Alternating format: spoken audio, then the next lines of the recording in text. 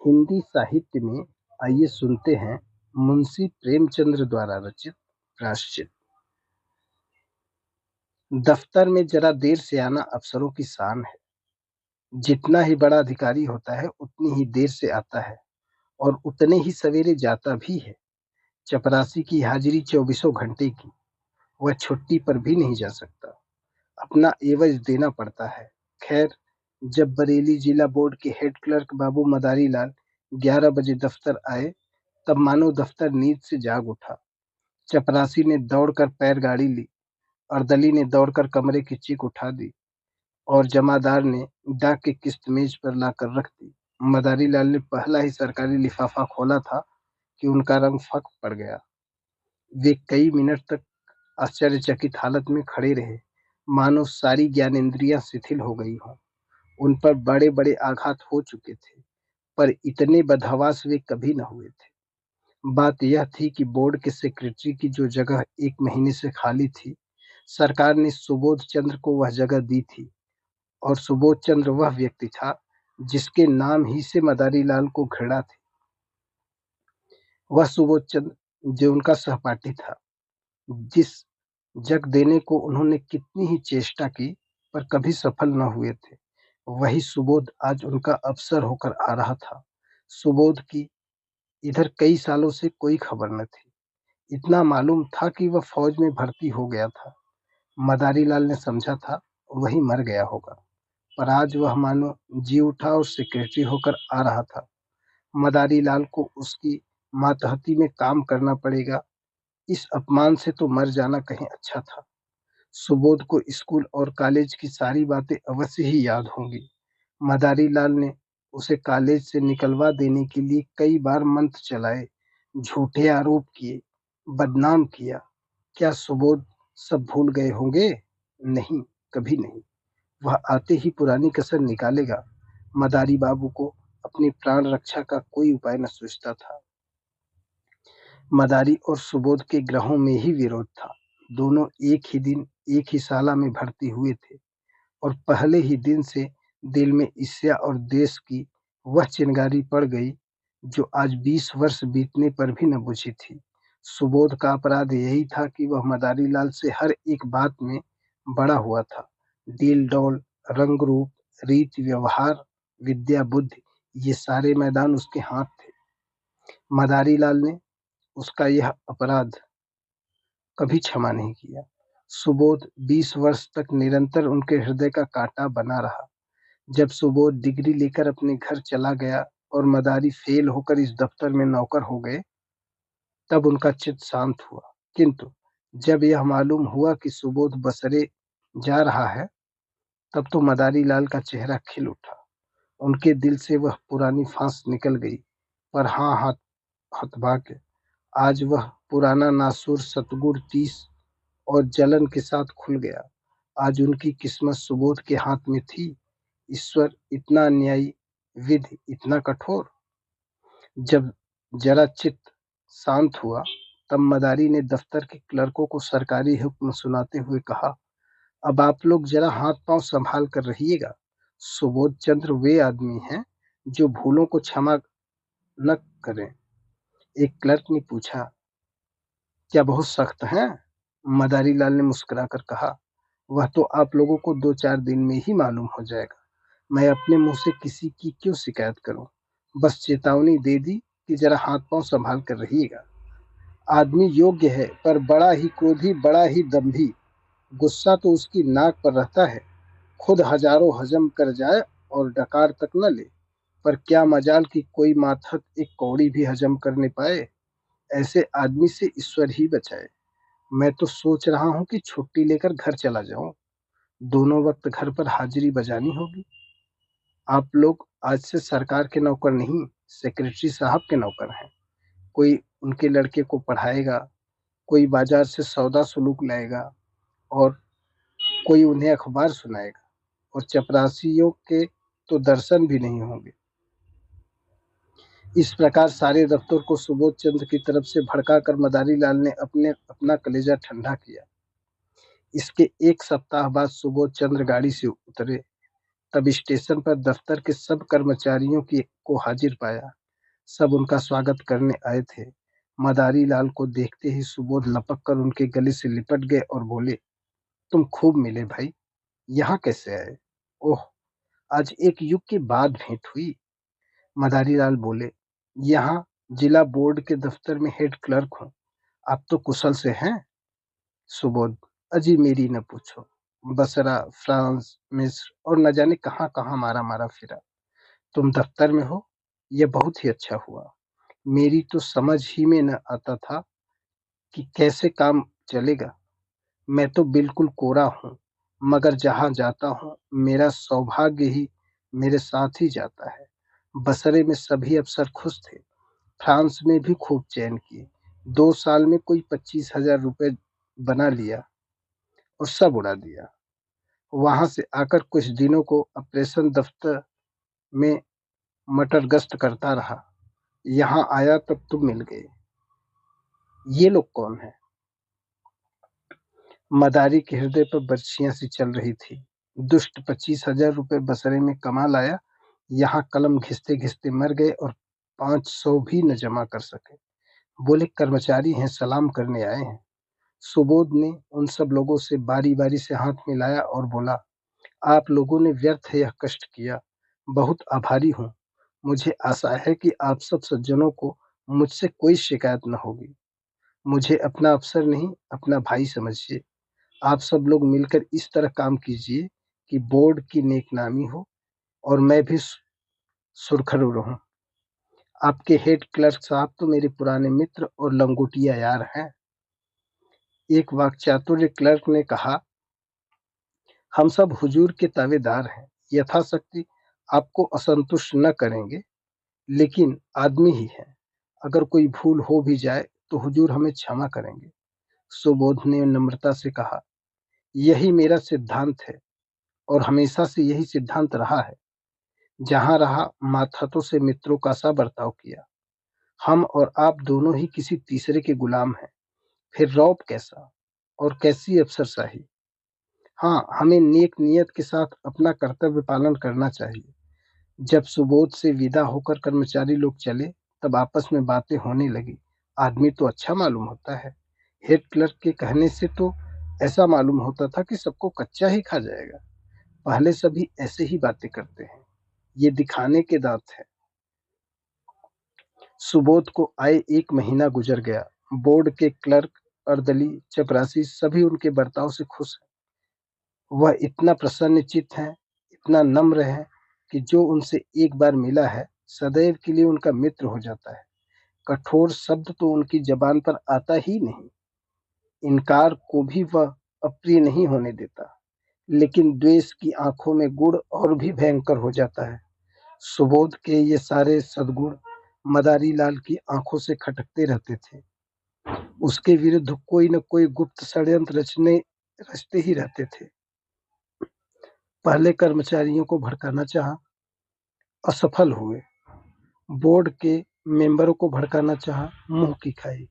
ठेकेदारों को उभारने का बीड़ा उठाया, लज्जित होना पड़ा। वे चाहते थे कि भूस में आग लगाकर दूर से तमाशा देखें। सुबोध से यूं हंसकर मिलते, यूं चिकनी चुपड़ी बातें करते, मानो उसके सच्चे मित्र हैं, पर घात में लगे रहते। सुबोध में सब गुण थे, पर आदमी पहचान न जानते थे। वे मदारी लाल को अब भी अपना दोस्त समझते थे। एक दिन मदारी लाल सेक्रेटरी साहब के कमरे में गए, तब कुर्सी खाली देखी। वे किसी काम से बाहर चले गए थे। उनकी मेज पर 5,000 के नोट पुलिंदों में बंधे हुए रखे थे। बोर्ड के मदरसों के लिए कुछ लकड़ी के सामान बनवाए गए थे, उसी के दाम थे। ठेकेदार वसूली के लिए बुलाया गया था। आज ही सेक्रेटरी साहब ने चेक भेजकर खजाने से रुपए मंगवाए थे। मदारी लाल ने बरामदे में झांक कर देखा, सुबोध का कहीं पता नहीं। उनकी नीयत बदल गई। ईर्ष्या में लोभ का मिश्रण हुआ। कांपते हुए हाथों से पुलिंदे उठाए, पतलून की दोनों जेबों में भरकर तुरंत कमरे से निकले और चपरासी को पुकार कर बोले, बाबूजी भीतर हैं? चपरासी, आप ठेकेदार से कुछ वसूल करने की खुशी में फूला हुआ था। सामने वाले तमोली की दुकान से आकर बोला, जी नहीं, कचहरी में किसी से बातें कर रहे हैं, अभी-अभी तो गए हैं। मदारीलाल ने दफ्तर में आकर एक क्लर्क से कहा, यह मिसिल ले जाकर सेक्रेटरी साहब को दिखाओ। क्लर्क मिसिल लेकर चला गया। जरा देर में लौटकर बोला, सेक्रेटरी साहब कमरे में न थे, फाइल मेज पर रख आया हूँ। मदारीलाल ने मुंह सिकोड़कर कहा, कमरा छोड़कर कहाँ चले जाया करते हैं, किसी दिन धोखा उठाएंगे। क्लर्क ने कहा, उनके कमरे में दफ्तर वालों के सिवा और जाता ही कौन है। मदारीलाल ने तीव्र स्वर में कहा, तो क्या दफ्तर वाले सबके सब देवता हैं? कब किसकी नीयत बदल जाए कोई नहीं कह सकता। मैंने छोटी छोटी रकमों पर अच्छों अच्छों की नीयत बदलती देखी है। इस वक्त हम सभी साह हैं, लेकिन अवसर पाकर शायद ही कोई चूके। मनुष्य की यही प्रकृति है। आप जाकर उनके कमरे के दोनों दरवाजे बंद कर दीजिए। क्लर्क ने टालकर कहा, चपरासी तो दरवाजे पर बैठा हुआ है। मदारीलाल ने झुझकार कर कहा, आपसे मैं जो कहता हूँ वह कीजिए। कहने लगे, चपरासी बैठा हुआ है?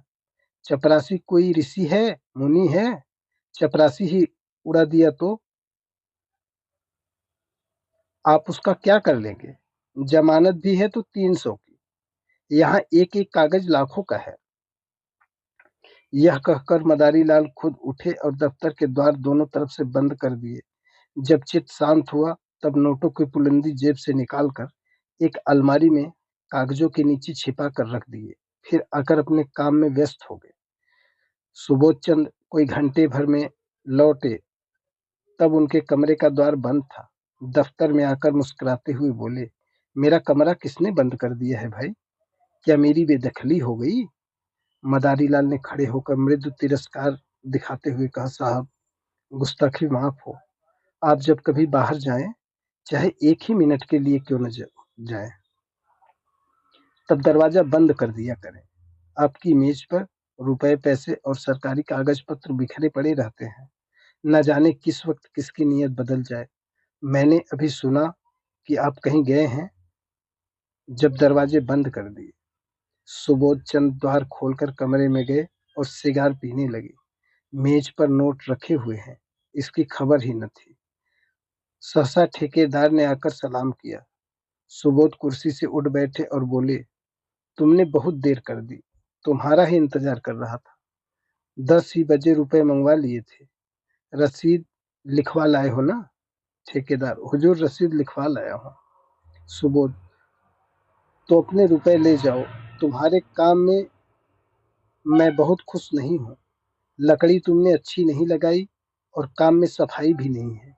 अगर ऐसा काम फिर करोगे तो ठेकेदारी की रजिस्टर से नाम तुम्हारा निकलवा दूंगा। यह कहकर सुबोध ने मेज पर निगाह डाली, तब नोटों के पुलिंदे न थे। सोचा शायद किसी फाइल के नीचे दब गए हों। कुर्सी के समीप के सब कागज उलट पुलट डाले, मगर नोटों का कहीं पता नहीं। ये नोट कहाँ गए? अभी तो यहीं मैंने रख दिए थे, जा कहाँ सकते हैं? फिर फाइलों को उलटने पुलटने लगे। दिल में जरा जरा धक धक होने लगी। सारी मेज के कागज छान डाले, पुलिंदों का पता नहीं। तब वे कुर्सी पर बैठकर इस आधे घंटे में होने वाली घटनाओं की मन में अवलोकन करने लगे। चपरासी ने उन नोटों के पुलिंदे लाकर मुझे दिए, खूब याद है। भला यह भी भूलने वाली बात है? और इतनी जल्द? मैंने नोटों को लेकर यहीं मेज पर रख दिया, गिना तक नहीं। फिर वकील साहब आ गए, पुराने मुलाकाती हैं। उनसे बातें करता जरा उस पेड़ तक चला गया। उन्होंने पान मंगवाए, बस इतनी ही देर हुई। जब गया हूँ तब पुलिंदे रखे हुए थे, खूब अच्छी तरह याद है। तब ये नोट कहाँ गायब हो गए? मैंने किसी संदूक दराज या अलमारी में तो नहीं रखे। फिर गए तो कहाँ? शायद दफ्तर में किसी ने सावधानी के लिए उठा कर रख दिए हो। यही बात है, मैं व्यर्थ ही इतना घबरा रहा हूँ। तुरंत दफ्तर में आकर मदारीलाल से बोले, आपने मेरी मेज पर से नोट तो उठाकर नहीं रख दिए? मदारीलाल ने भौचक्के होकर कहा, क्या आपकी मेज पर नोट रखे हुए थे? मुझे तो खबर ही नहीं।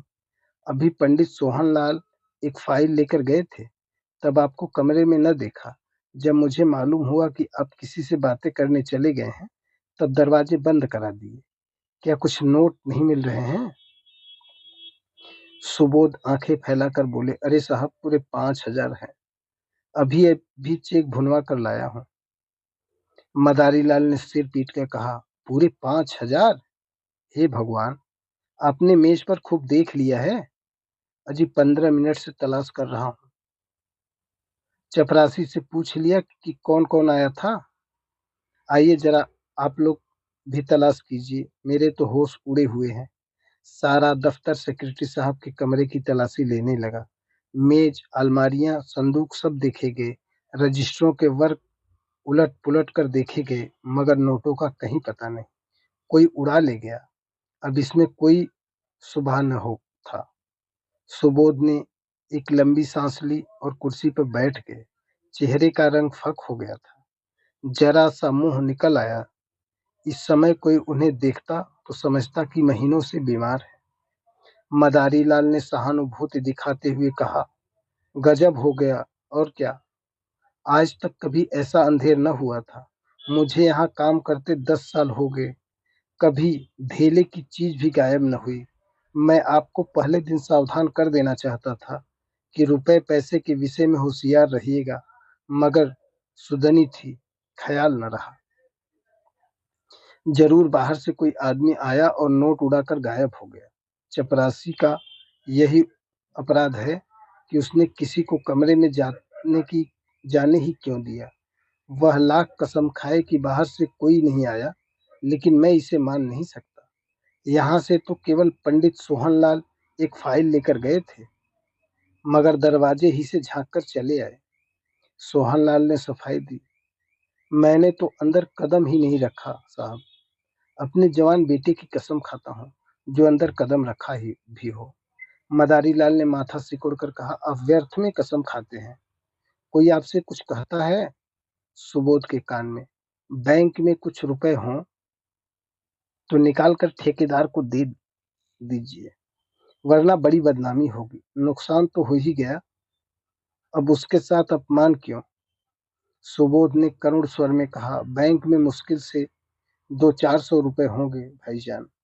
रुपए होते तो क्या चिंता थी, समझ लेता जैसे 25,000 उड़ गए, वैसे ही 30,000 भी उड़ गए। यहाँ तो कफन को भी कौड़ी नहीं। उसी रात को सुबोध चंद्र ने आत्महत्या कर ली। इतने रुपए का प्रबंध करना उनके लिए कठिन था। मृत्यु के पर्दे के सिवा उन्हें अपनी वेदना, अपनी व्यवस्था को छिपाने की और कोई अड़ न थी। दूसरे दिन प्रातः चपरासी ने मदारी लाल के घर पहुंचकर आवाज दी। मदारी को रात भर नींद न आई थी, घबरा कर बाहर आए। चपरासी उन्हें देखते ही बोला, हुजूर, बड़ा गजब हो गया। सेक्रेटरी साहब ने रात को गर्दन पर छुरी फेर ली। मदारी लाल की आंखें ऊपर चढ़ गईं, मुंह फैल गया और सारी देह सिहर उठी, मानो उसका हाथ बिजली के तार पर पड़ गया हो। छुरी फेर ली? जी हाँ, आज सवेरे मालूम हुआ पुलिस वाले जमा हैं, आपको बुलाया है। लाश अभी पड़ी हुई है? जी हाँ, अभी डॉक्टरी होनी बाकी है। बहुत से लोग जमा हैं, सब बड़े बड़े अफसर जमा हैं हुजूर। लाश की ओर ताकते नहीं बनता। कैसा भला मानुस हीरा आदमी था। सब लोग रो रहे हैं। छोटे छोटे 2 बच्चे हैं, एक सयानी लड़की है, ब्याहने लायक। बहू जी को लोग कितना रोक रहे हैं, पर बार बार दौड़कर लाश के पास आ जाती हैं। कोई ऐसा नहीं है जो रुमाल से आंखें न पोंछता हो। अभी इतने ही दिन आए हुए, पर सबसे कितना मेल जोल हो गया था। रुपए की तो कभी परवाह ही नहीं की थी। दिल दरियाव था उनका। मदारी लाल के सिर में चक्कर आने लगा। द्वार की चौखट पकड़कर अपने को संभाल न लेते तो शायद गिर पड़ते। पूछा, बहू जी बहुत रो रही थी? कुछ न पूछिए हुजूर, पेड़ की पत्तियां झड़ी जाती हैं, आंख फूलकर गूलर हो गई है। कितने लड़के बताए तुमने? हुजूर 2 लड़के हैं और एक लड़की। नोटों के बारे में बातचीत हो रही होगी। जी हाँ, सब लोग यही कहते हैं कि दफ्तर के किसी आदमी का काम है। दरोगा जी तो मोहनलाल को गिरफ्तार करना चाहते थे, पर शायद आपसे सलाह लेकर करेंगे। सेक्रेटरी साहब तो लिख दिए हैं कि मेरा किसी पर कोई शक नहीं है। नहीं तो अब तक तहलका मच जाता, सारा दफ्तर फंस जाता। क्या सेक्रेटरी साहब कोई खत लिखकर छोड़ गए हैं? हाँ, मालूम होता है कि छुरी चलाते बखत याद आई कि सुबह में दफ्तर के सब लोग पकड़ लिए जाएंगे। बस कलेक्टर साहब के नाम चिट्ठी लिख दी। चिट्ठी में मेरे बारे में भी कुछ लिखा है। तुम्हें कुछ क्या मालूम हुआ? हुजूर, अब मैं क्या जानूं, मगर इतना सब लोग कहते हैं कि आपकी बड़ी तारीफ लिखी है। मदारी लाल की सांस और तेज हो गई। आंखों से आंसू की दो बड़ी बड़ी बूंदें गिरी पड़ी। आंखें पोंछते हुए बोले, वे और मैं एक साथ पढ़े थे नंदू। 8-10 साल साथ रहा, साथ उठते बैठते, साथ खाते, साथ खेलते, बस इसी तरह रहते थे जैसे दो सगे भाई रहते हों। खत में मेरी क्या तारीफ लिखी है, मगर तुम्हें क्या मालूम होगा। आप तो चल ही रहे हैं, देख लीजिएगा। कफन का इंतजाम हो गया है? नहीं हुजूर, कहा ना कि अभी लाश की डॉक्टरी होगी। मुदा अब जल्दी चलिए, ऐसा न हो कोई दूसरा आदमी बुलाने आ जाए। हमारे दफ्तर के सब लोग आ गए होंगे। जी हाँ, सब मोहल्ले वाले तो सभी सभी हैं। पुलिस ने मेरे बारे में तो उनसे कुछ पूछताछ नहीं की? जी नहीं, किसी से भी नहीं। मदारी लाल जब सुबोध चंद्र के घर पहुंचे, तब उन्हें ऐसा मालूम हुआ कि सब लोग उनकी तरफ संदेह की आंखों से देख रहे हैं। पुलिस इंस्पेक्टर ने तुरंत उन्हें बुलाकर कहा, आप भी अपना बयान लिखा दें। और सबके बयान तो लिख चुका हूँ। मदारी लाल ने ऐसी सावधानी से अपना बयान लिखाया कि पुलिस के अफसर भी दंग रह गए। उन्हें मदारी लाल पर सुबह होता था, पर इस बयान ने उसका अंकुर भी निकाल डाला। इसी वक्त सुबोध के दोनों बालक रोते हुए मदारी लाल के पास आए और कहा, चलिए, आपको अम्मा जी बुलाती हैं। दोनों मदारी लाल से परिचित थे। मदारी लाल यहाँ तो रोज ही आते थे, पर घर में कभी नहीं गए थे। सुबोध की स्त्री उनसे पर्दा करती थी। यह बुलावा सुनकर उनका दिल धड़क उठा। कहीं इसका मुझ पर सुबह न हो, कहीं सुबोध ने मेरे विषय में कोई संदेह न प्रकट किया हो। कुछ झिझकते और कुछ डरते हुए भीतर गए। तब विधवा का करुण विलाप सुनकर कलेजा कांप उठा। उन्हें देखते ही उस अबला के आंसुओं का कोई दूसरा सोता खुल गया और लड़की तो दौड़कर उनके पैरों से लिपट गई। दोनों लड़कों ने भी घेर लिया।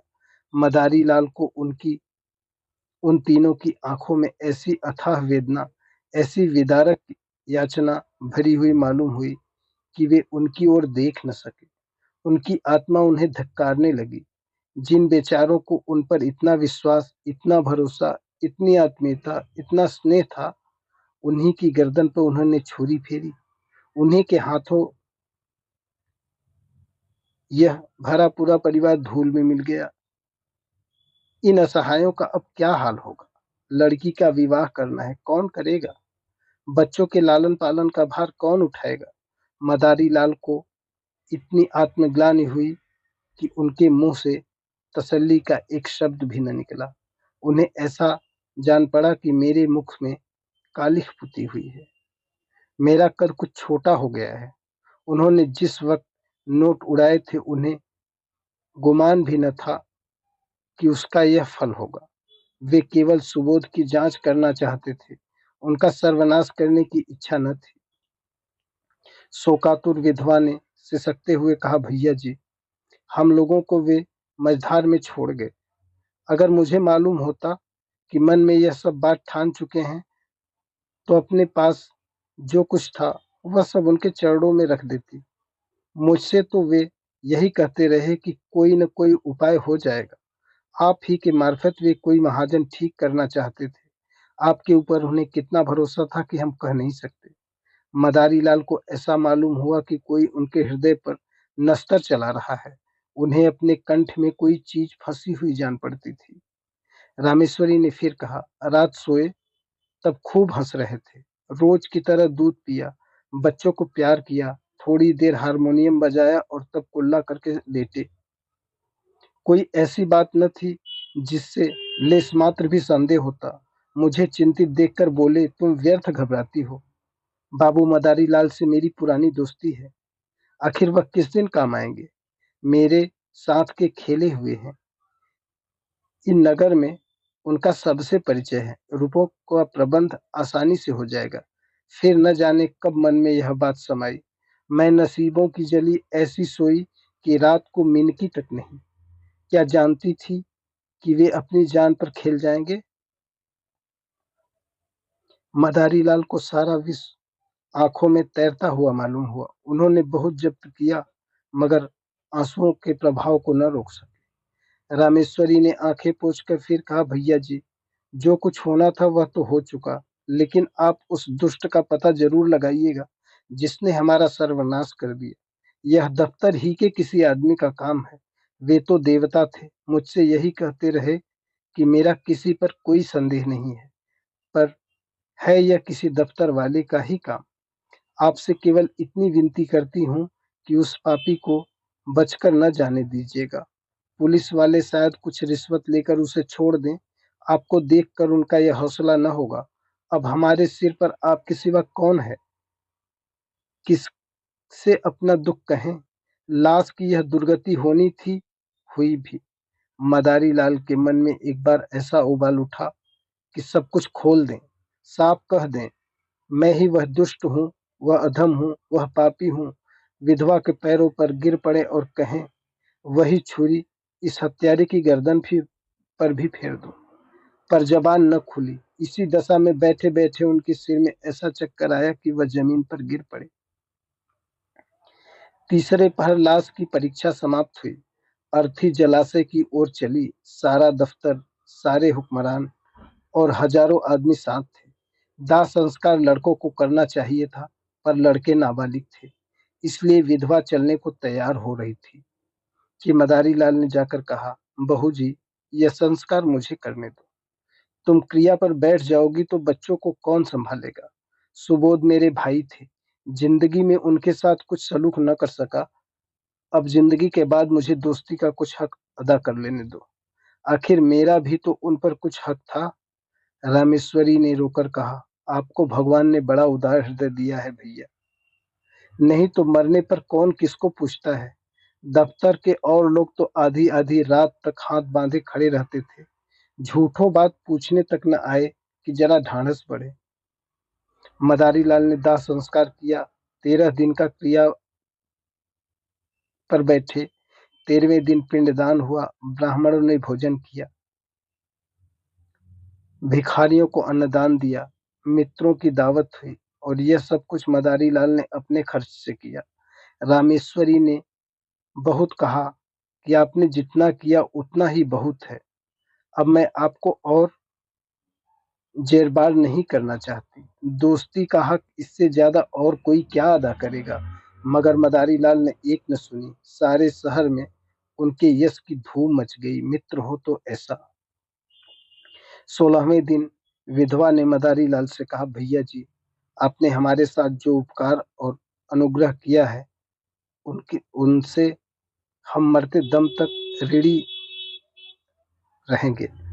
आपने हमारी पीठ पर हाथ न रखा होता तो न जाने हमारी क्या गति होती। कहीं रोग की भी छांव नहीं थी। अब हमें घर जाने दीजिए। वहां देहात में खर्च भी कम होगा और कुछ खेती बाड़ी का भी सिलसिला होगा। किसी न किसी तरह विपत्ति के दिन कट ही जाएंगे। इसी तरह हमारे ऊपर दया रखिएगा।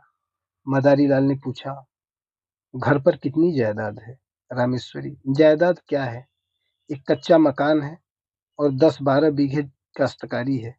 पक्का मकान बनवाना शुरू किया था, मगर रुपए पूरे न पड़े। अभी अधूरा पड़ा हुआ है। 10-12 हजार खर्च हो गए और अभी छत पड़ने की नौबत न आई। मदारी, कुछ रुपए बैंक में जमा है।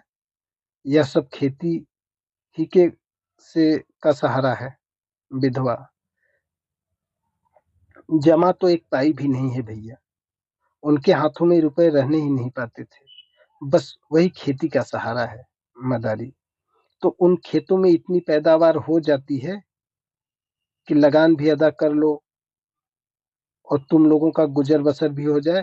रामेश्वरी, और कर ही क्या सकते हैं भैया जी, किसी न किसी तरह जिंदगी तो काटनी ही है। बच्चे न होते तो मैं भी जहर खा लेती। मदारीलाल, और अभी बेटी का विवाह भी तो करना है। विधवा, उसके विवाह की अब कोई चिंता नहीं। किसानों में ऐसे बहुत से मिल जाएंगे जो बिना कुछ लिए दिए विवाह कर लेंगे। मदारीलाल ने एक क्षण सोचकर कहा, अगर मैं कुछ सलाह दूं तो उसे मानेंगी? रामेश्वरी, भैया जी, आपकी सलाह न मानूंगी तो किसकी सलाह मानूंगी, और दूसरा है ही कौन? मदारीलाल, तो आप अपने घर जाने के बदले मेरे घर चलिए। जैसे मेरे बाल बच्चे रहेंगे वैसे ही आपके भी रहेंगे। आपको कष्ट न होगा। ईश्वर ने चाहा तो कन्या का विवाह भी किसी अच्छे कुल में हो जाएगा। विधवा की आंखें सजल हो गई, बोली, मगर भैया जी सोचिए। मदारीलाल ने बात काटकर कहा, मैं कुछ न सोचूंगा और न कोई उज्र सुनूंगा। क्या दो भाइयों के परिवार एक साथ नहीं रहते? सुबोध को मैं अपना भाई समझता था और हमेशा समझूंगा। विधवा का कोई उज्र न सुना गया। मदारीलाल सबको अपने साथ ले गए और आज 10 साल से उनका पालन कर रहे हैं। दोनों बच्चे कॉलेज में पढ़ते हैं और कन्या का एक प्रतिष्ठित कुल में विवाह हो गया है। मदारीलाल और उनकी स्त्री तन मन से रामेश्वरी की सेवा करते हैं और उसके इशारों पर चलते हैं।